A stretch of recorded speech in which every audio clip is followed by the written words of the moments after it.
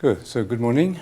Welcome again to our retreat here on Bere Island, where we are walking through the Passion narrative of Holy Week, the last days of Jesus, and allowing the story to inform us, to form us, and to shed light upon our own journey, upon the human journey, the human condition.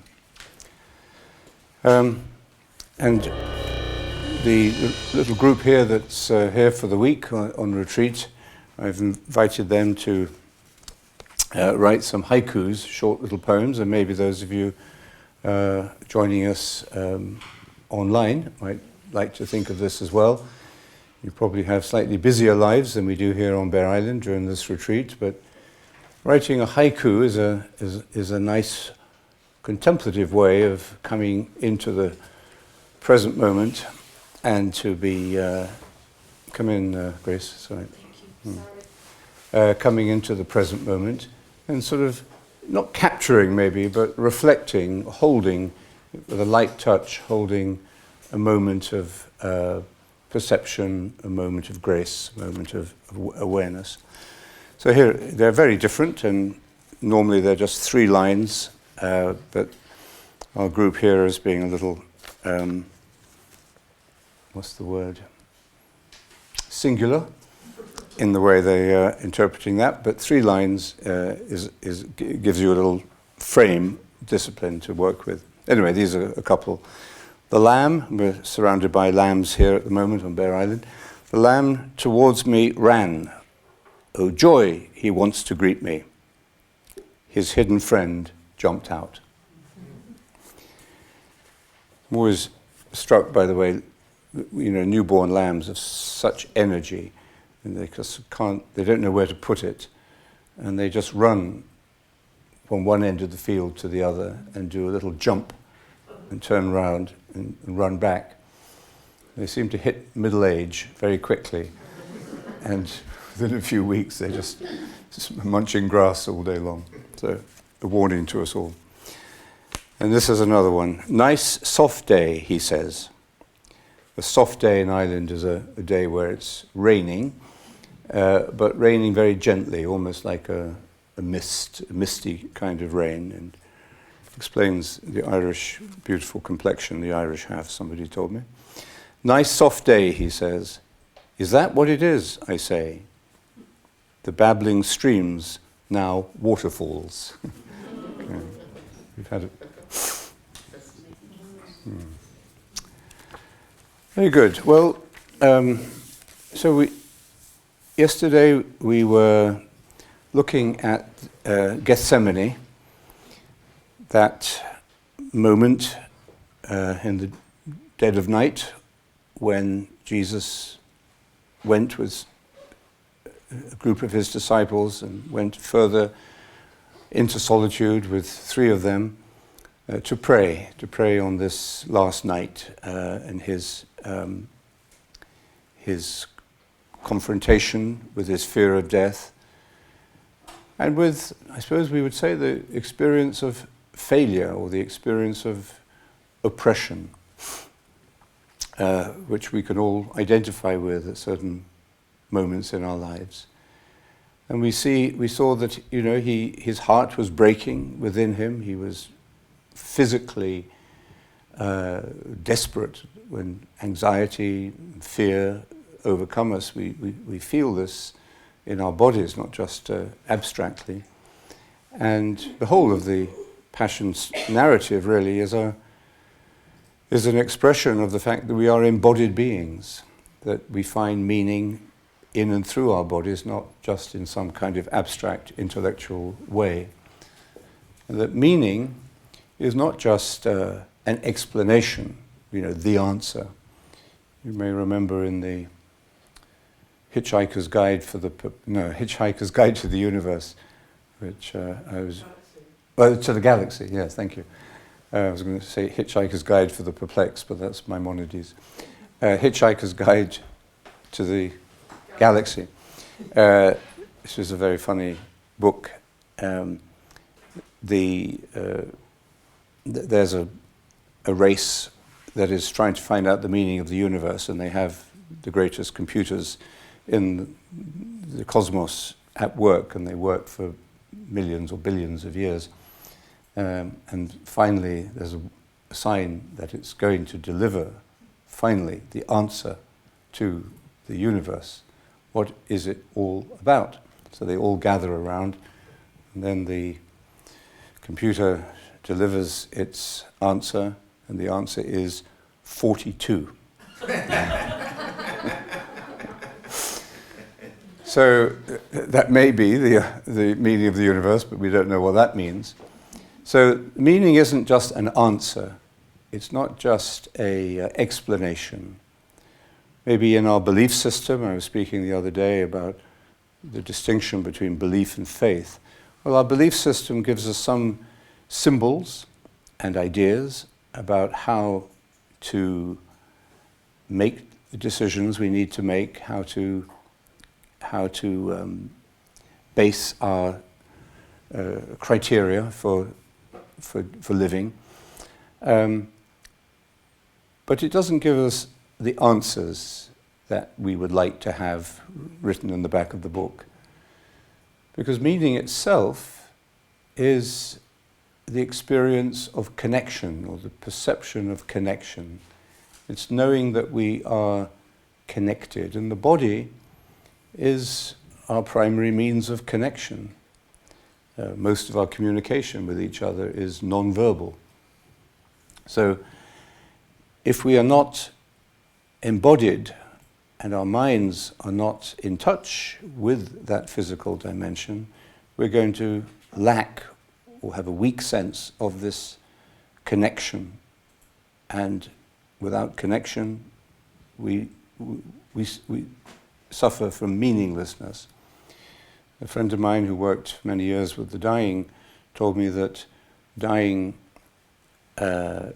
people who have accepted their condition, their mortality, their terminal condition, and if their basic needs are being met and looked after, then they will often say, if they have a sense of meaning, they will say that they've almost never had it so good. They've never felt a better quality of life. And that quality of life is really to do with their sense of belonging, their sense of connection, their sense of so on. So, so we see Jesus in Gethsemane struggling, as we all do from time to time, and we will all have to do at the end, with this real meaning of meaning. And for him, and perhaps as for us, it is never quite as perfect as we would like. We saw that the disciples were not able to really be present to him as he went through the agony of his prayer in the garden. But that didn't lead him to disconnect. He remained connected. And the ultimate connection is with the ground of our being, with the one that he calls Abba, Father, this personal ground of being, not an abstract, conceptual, philosophical ground, but a personal ground where we feel connected, where we know we belong. So that emerges strongly after his agony, and we see a very different tone in his voice. It seems when he goes back to find the disciples asleep again, and he says, "Get up now, we've got something to do. We have to engage with the world." So he's avoided the great danger of suffering and affliction, which is the danger of depression. Depression being our very understandable, at times, collapse into the darkness, into the negativity, into what we don't have, or into the grief of having lost something precious. So depression is very understandable, and we all have moments of depression or phases of depression, perhaps. But there is a way of going through suffering and affliction even without collapsing into this inner darkness. So now with this new sort of groundedness and strength, really, we see Jesus engaging with his persecutors, the people who were going to arrest him, who arrested him. And although he is bound and humiliated, as we'll see now, he never ceases to give us the impression that he is still at the center of it all. It doesn't. He suffers, but he doesn't either become bitter or angry or withdraw into a kind of depressed isolation or disconnectedness, all of which we are prone to do when we are unhappy. So he's exhibiting, he's manifesting a profound centeredness and sense of connection to that center. And that is what is going to take him through the rest of the Passion narrative.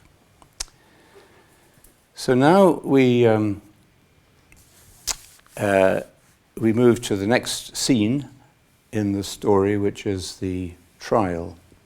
So he's arrested in the garden and confronts his betrayer, confronts his those arresting him with a dignity and with a clarity of mind. And then he's taken to the high priest. This is in the middle of the night. This is when people are most vulnerable, and what we do under the cover of darkness can avoid accusation later. They say Che Guevara, when he was appointed by Castro as, I think, Minister of Finance in Cuba after the revolution, used to summon the capitalist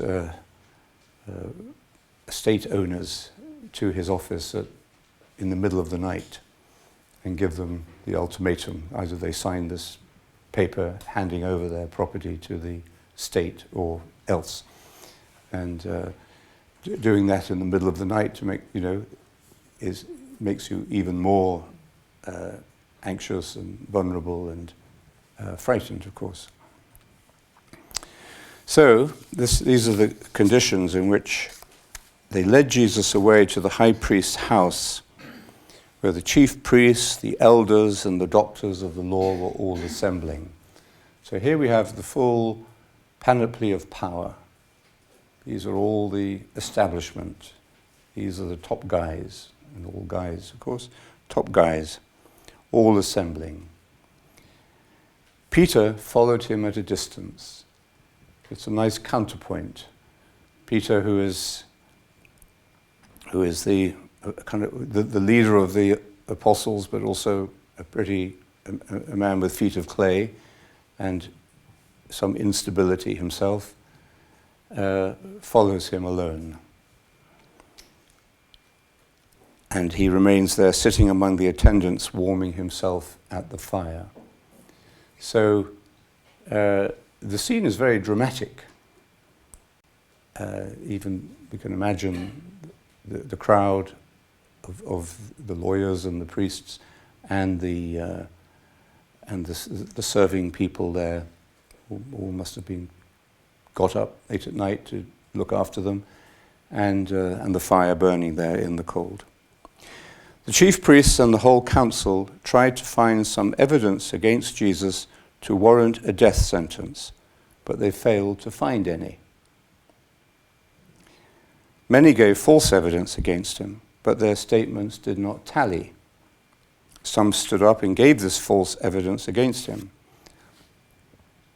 But even on this point, the various points that they accuse him of, their evidence did not agree. So, even though they have decided what is going to be the outcome of this trial, show trial, they have to observe appearances, protect appearances.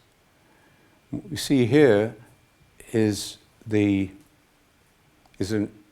corruption of power. This is not how power should be used, either religious power or political power, to trap and condemn the innocents even before they've had a chance to face their charges. It's not only shows us the perennial corruption of power that happens. We see it in many parts of the world today. But we also see the insecurity of those who pervert their responsibilities, who are corrupted by power in this way, that they need to put on a show. They need to find some way of pretending that there is a real issue here, there's a real trial, there's a real process, there's a real presumption of guilt. And so they have to go through this hypocrisy. And we all do it. When we have an argument with somebody and we're defending our own particular position, even though there may be a little nagging voice in us that says, well, actually your position isn't as strong as you think. But you've already cast the die, you've already taken your position. The other person is disagreeing or attacking you. And so you get reinforced in your position. You become more absolute, more extreme.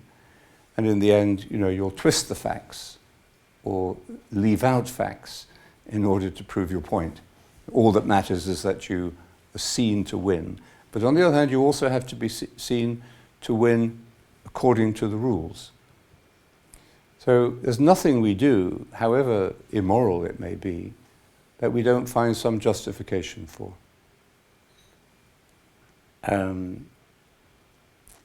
We have to invoke some measure, some idea of goodness, some idea of reason, even to do things that are blatantly non-good, ungood, and evil, or which are clearly irrational. And it shows the fragility of the human mind and our relationship to our ethical responsibilities, how easy it is for us all, either in a domestic argument or in a political system, how easy it is for us to fall away from the truth. And this question of truth is at the heart of every trial. So what they are pretending to be wanting to get at is the truth. But they've already decided that the truth isn't what matters. What matters is that they get the verdict they want and they get the outcome they want, which is to get rid of this troublemaker. So what we're beginning to see in this appearance of a just trial is the truth that Jesus is representing, or the truth that he is. I am the way, the truth, and the life.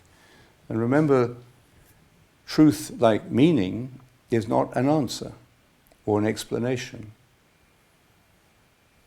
It's not even just a position you hold or facts that you can gather.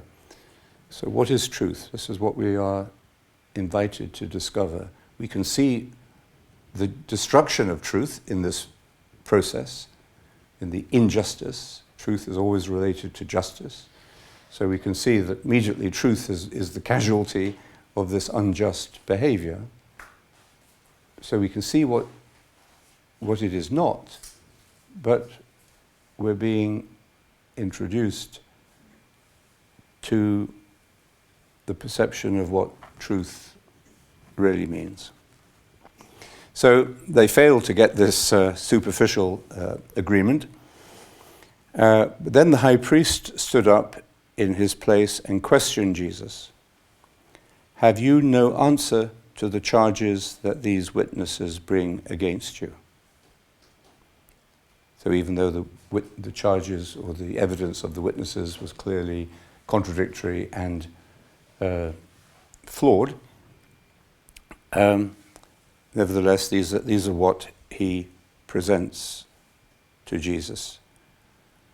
And how does Jesus respond? He kept silence. He made no reply.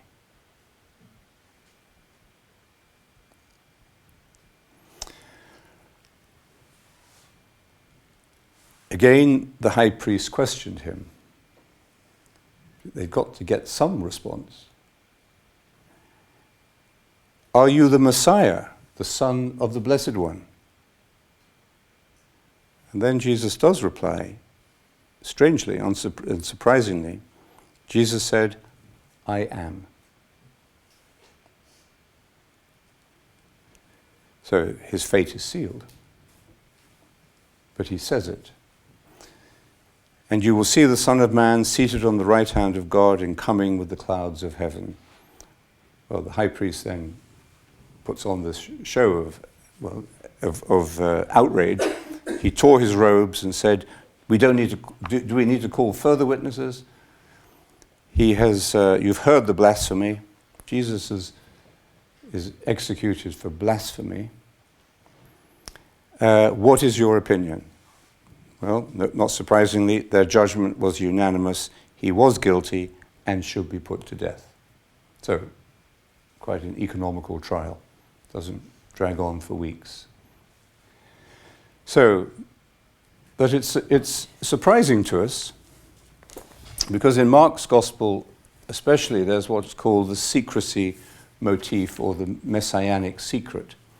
In many places, especially in Mark, when Jesus performs a miracle, heals someone, he says to the person, now go home, or pick up your life and get on with your life, but don't tell anyone about this. Don't tell them. And here he is at this crucial moment being very open about who he is. Now, of course, we have also to remember the story and the gospel, all the gospels, are written after the event. And what is the event after which they are written? It's not only the passion, it's after the resurrection. And after maybe a couple of decades, or several decades in some cases, after the resurrection, after the death and resurrection of Jesus, that these accounts are written. So they are already the fruit of a long personal and communal reflection on the meaning of these events. What does it mean? What does any aspect of this mean? So, the people who he asked to keep silence disobeyed him. Nearly all of them run off and tell everybody what he did for them. So it's a strange feature of the gospel. He asks them to keep quiet. They don't. He avoids direct answers to this question. But here at this moment, where his life hangs in the balance, he says as simply and as clearly as anyone could wish who he is. But before that, there was this moment of silence, and we'll see the silence return, his response of silence.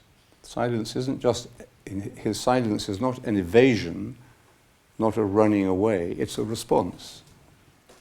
It's a response to loaded questions, or a response to the inappropriate questions. Or it's a response, we might say, to the hypocrisy of the questioner. So he keeps silence.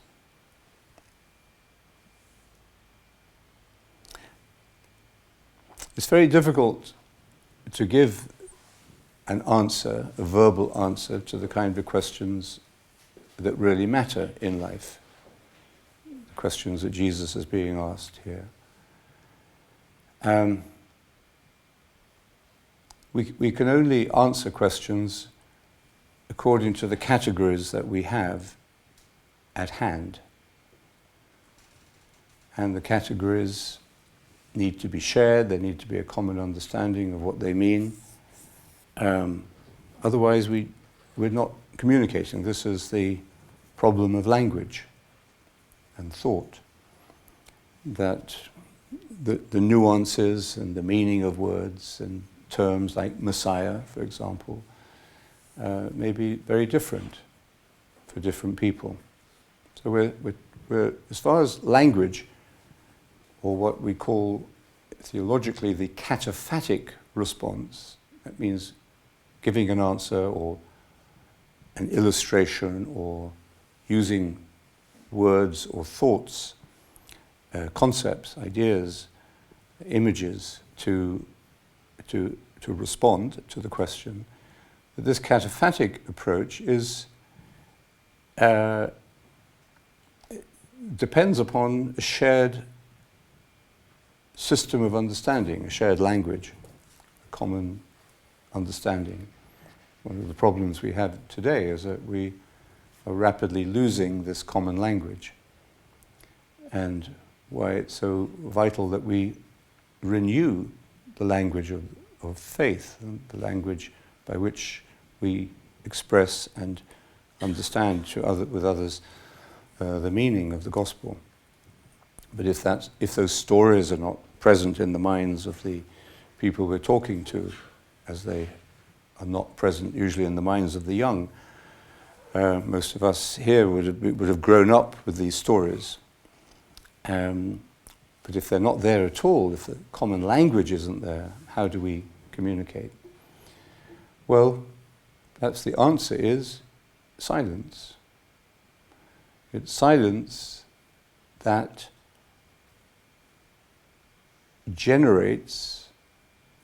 eventually generates a new language.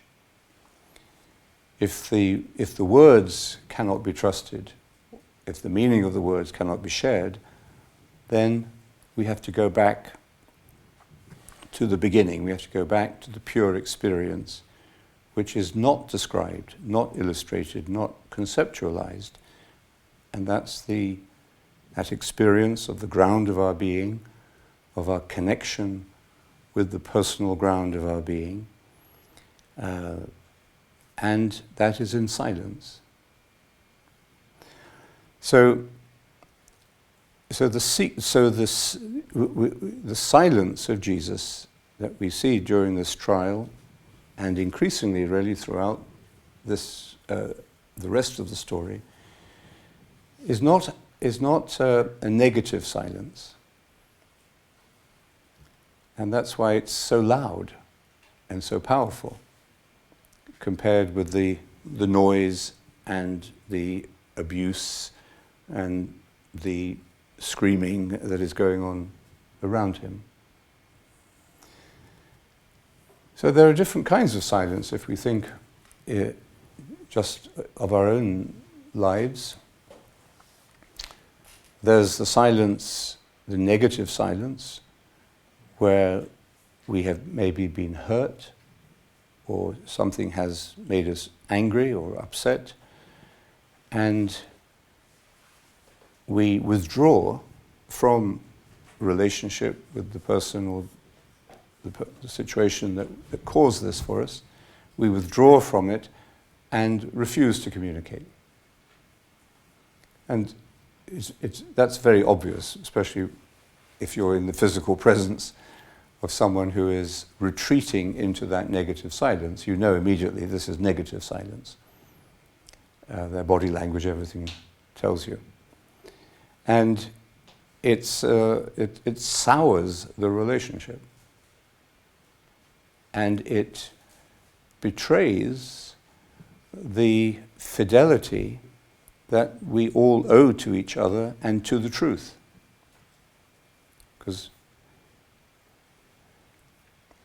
So this negative silence can allow us to avoid conflict, which is frightening for many people, hurtful to many people. So it allows us to avoid conflict, or what it actually does is to interiorize the conflict. We just build it up in ourselves. This kind of silence is not healing, it's not liberating. It builds up a pressure, becomes a pressure cooker within us. And then we say, I'm never going to speak to that person again, or I just refuse to talk about it. And then, it bursts out. Something triggers it, and you've said too much, and you've said the wrong thing, and you've said too much of it, and more damage is done. So this negative silence, and I think you see this in families, in personal relationships, you find it in work, you find it between governments, So we find it in all forms of human interaction. What it's often triggered by is the fear of conflict, because we don't know where the conflict may take us. If we actually bring conflict out into the open, Jesus was never frightened of doing that. If we take conflict out into the open and say what we truly think and feel, then this may lead us, into an unpredictable and uncontrollable situation where we don't know how other people are going to react, or we don't know how things will turn out. So that's one aspect of it. The other aspect of it is that we have to, if we are, the negative silence is often a way of protecting our hypocrisy. That we know something about ourselves, like the high priests and the lawyers all knew that they were there to stitch him up. There was no real trial, honest trial taking place, but they couldn't admit that even to themselves. So there's the danger of negative silence, but there's another kind of silence, true silence, which doesn't become a pressure cooker building up into open conflict, or destructive of relationships, but it's the silence that allows communion to be communicated. It's the silence where we trust the other, even if they have potentially present us with some risk or threat. When we meditate together, we are expressing a very powerful trust in each other.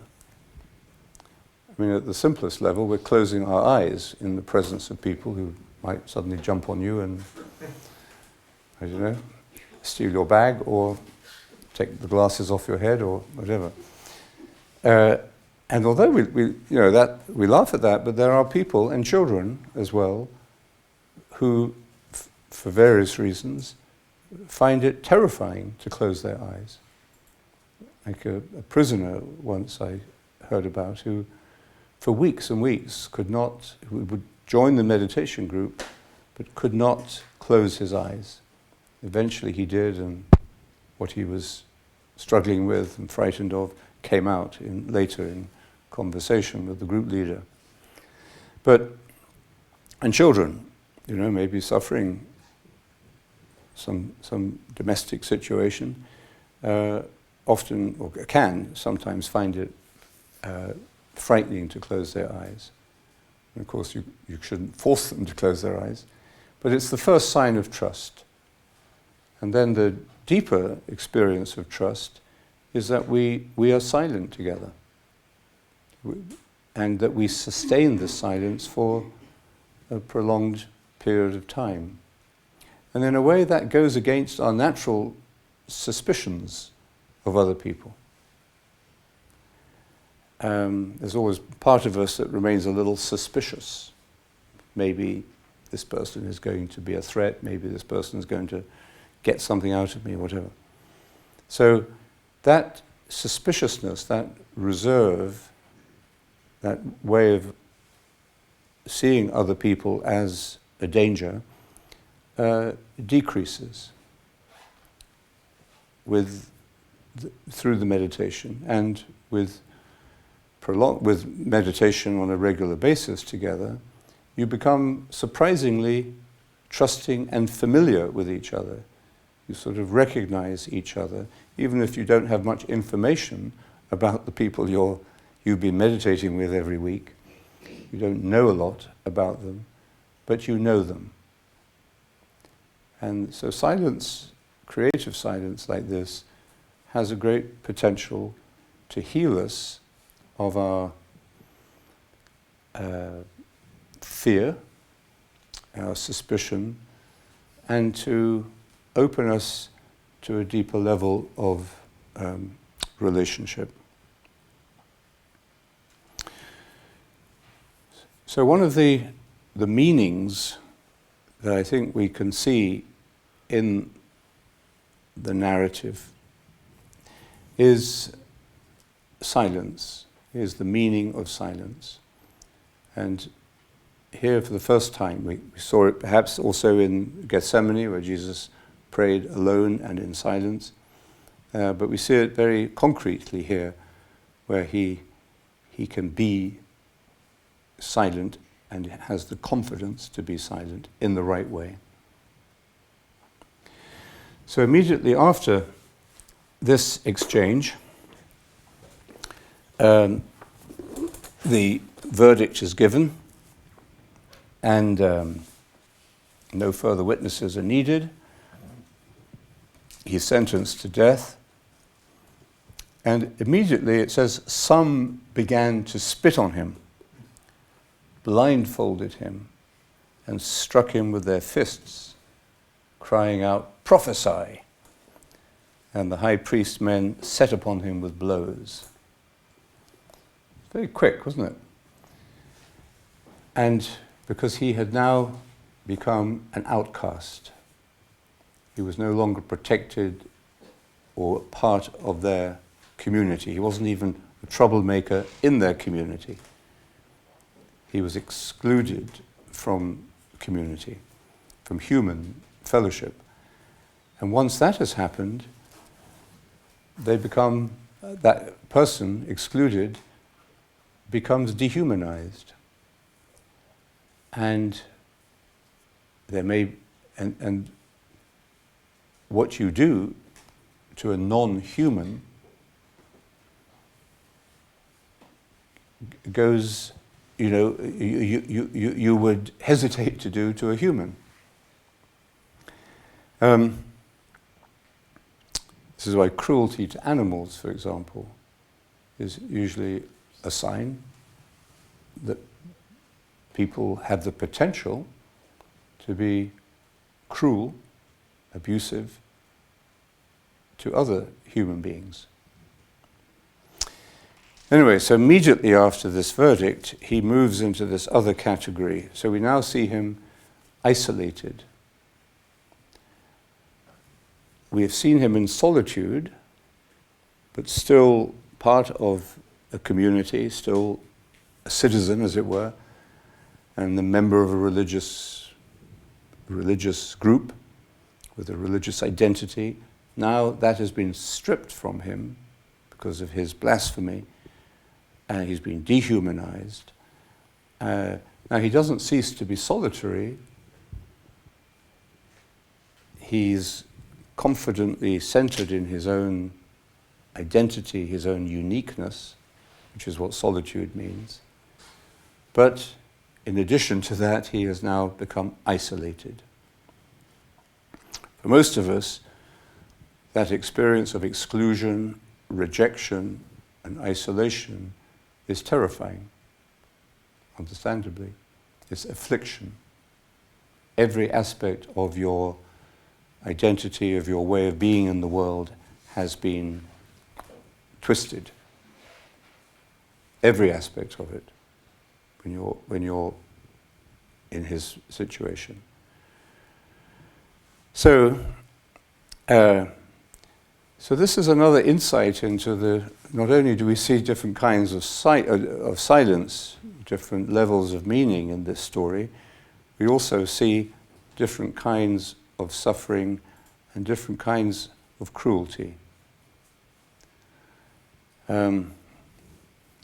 Every so often there are these horrifying stories, usually with a video attached, of old people, sometimes with dementia, being abused in their care homes. And you see this happening. A carer comes in and abuses them, caught on camera. And it's unbelievable that anyone could do that. But human beings, even respectable human beings, are capable of it. The innocent, the defenseless, the vulnerable are the easy ones to abuse. Why do we want to do it? What is it in us, out of what dark place in ourselves, in our own woundedness? It's not that these abusers are totally evil people, obviously. But what part of us can become so enraged or so painful or so isolated that the only way to express it is to abuse the defenseless?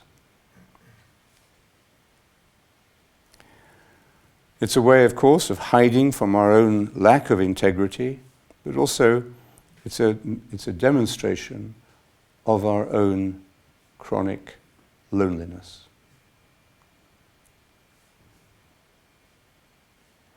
And the kind of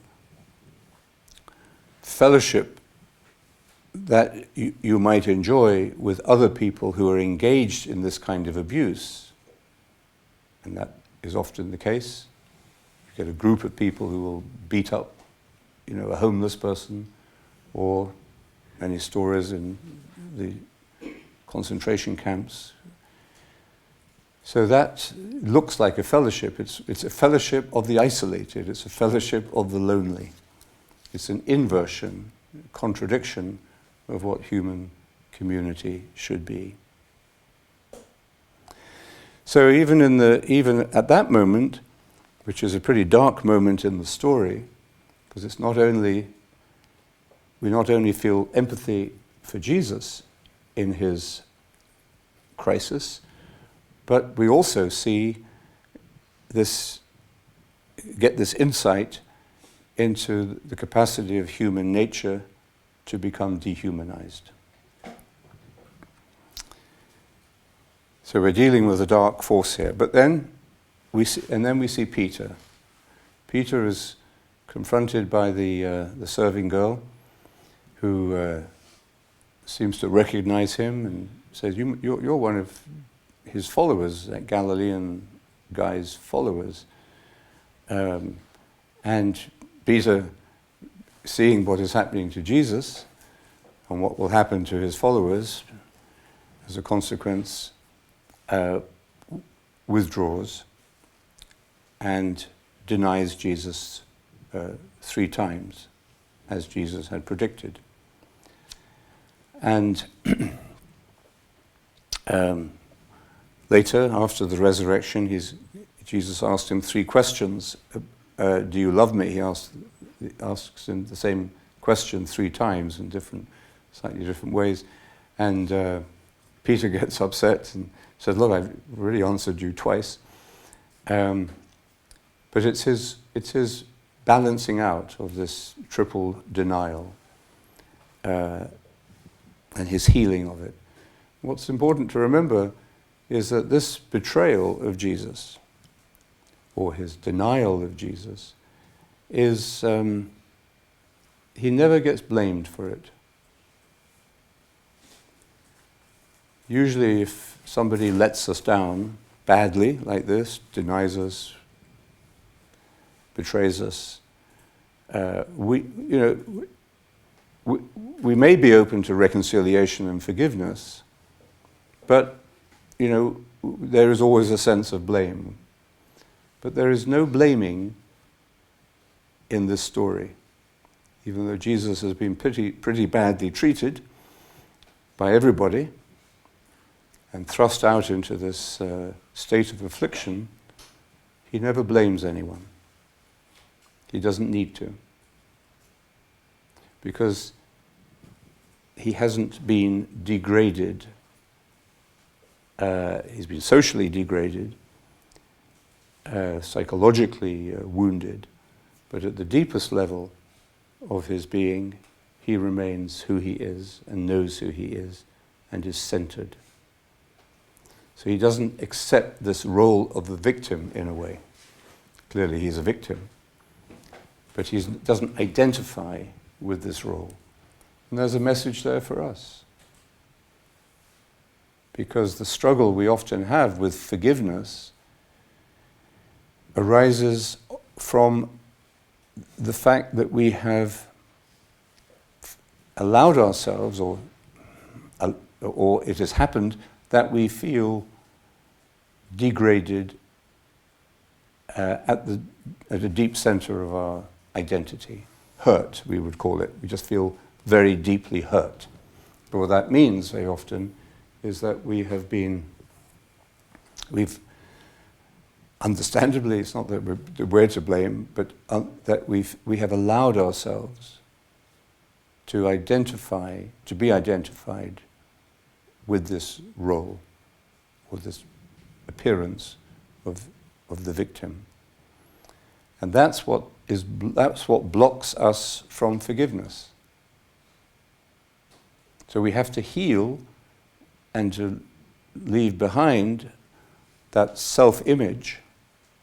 Jesus doesn't have that self-image, which shows us that it is humanly possible to go through affliction even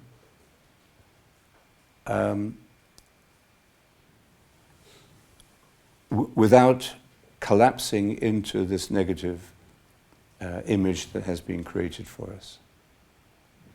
So we have the capacity to forgive if we have reconnected to our true self, to our real identity. If we haven't, we will still be struggling, demanding apologies or demanding reparation, or wanting the other person to suffer for what they've done. But if we are in touch with our true self, and Jesus is in that solitude of the true self, then forgiveness flows. It's a mighty force, actually, gentle but mighty healing force. So Peter. In other gospel accounts, at that moment when Peter denies Jesus, Jesus turns and looks at him. You don't see that in Mark, because Mark's very economical, so they added little other details as they told the story from different angles. But what is in the look of Jesus, do you think? Compassion.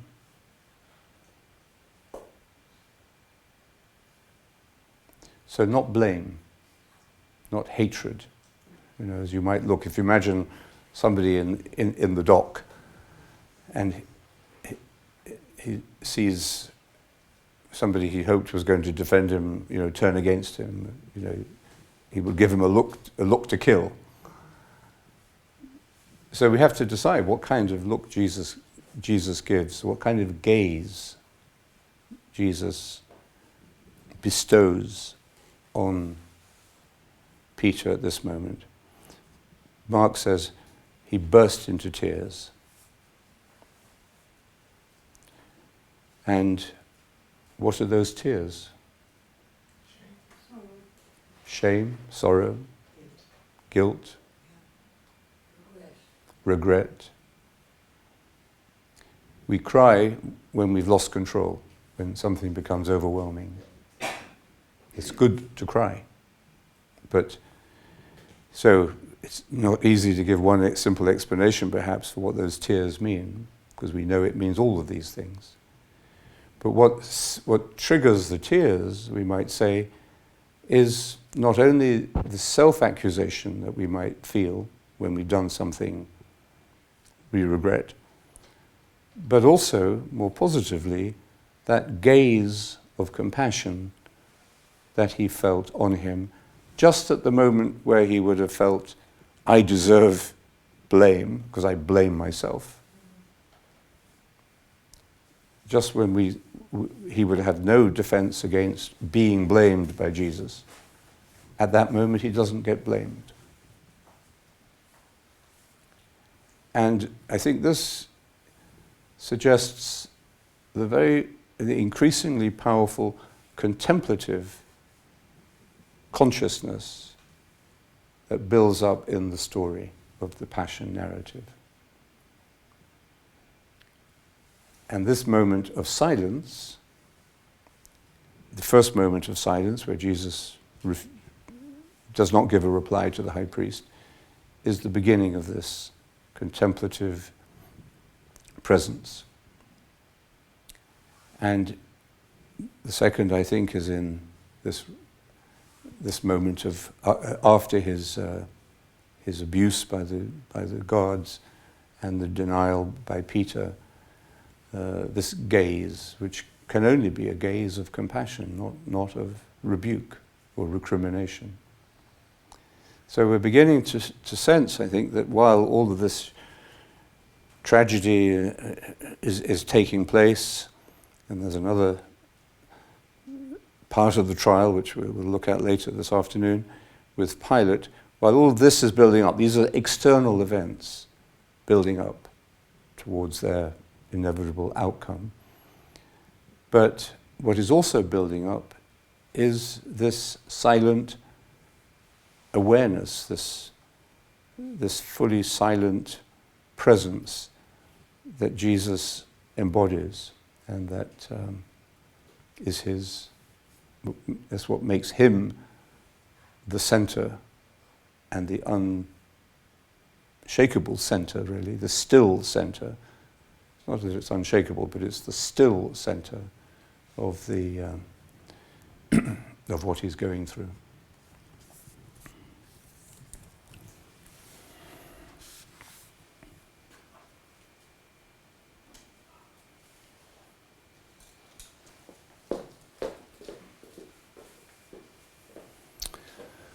So to lead us into the meditation, let's listen to these verses from the Chandogya Upanishad. I'm going to wait.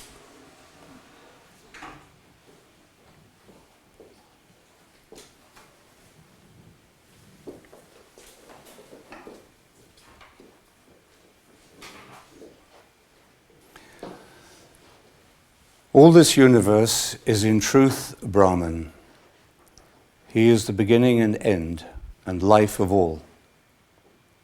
As such, in silence, give unto him adoration. Man in truth is made of faith. As his faith is in this life, so he becomes in the beyond. With faith and vision, let him work. There is a spirit that is mind and life, light and truth and vast spaces. He contains all works and desires, and all perfumes and all tastes. He enfolds the whole universe, and in silence is loving to all. This is the spirit that is in my heart.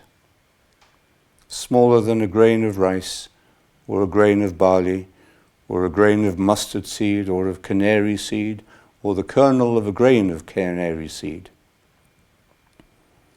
This is the spirit that is in my heart, greater than the earth, greater than the sky, greater than heaven itself, greater than all these worlds.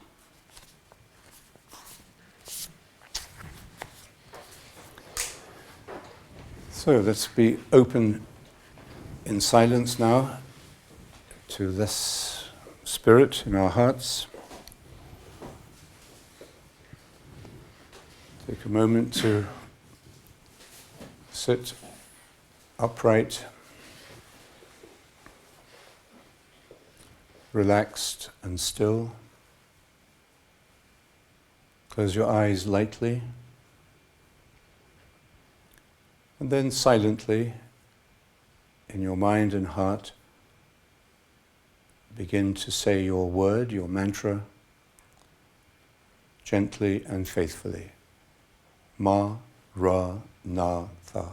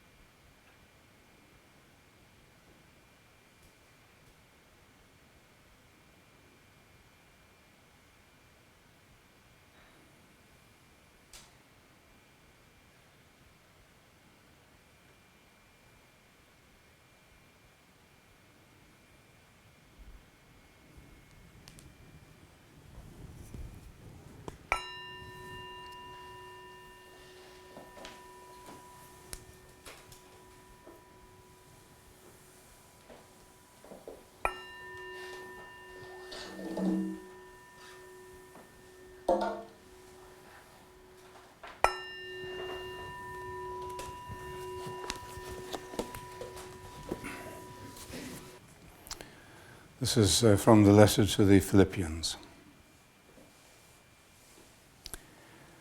I count everything sheer loss, because all is far outweighed by the gain of knowing Christ Jesus my Lord, for whose sake I did in fact lose everything.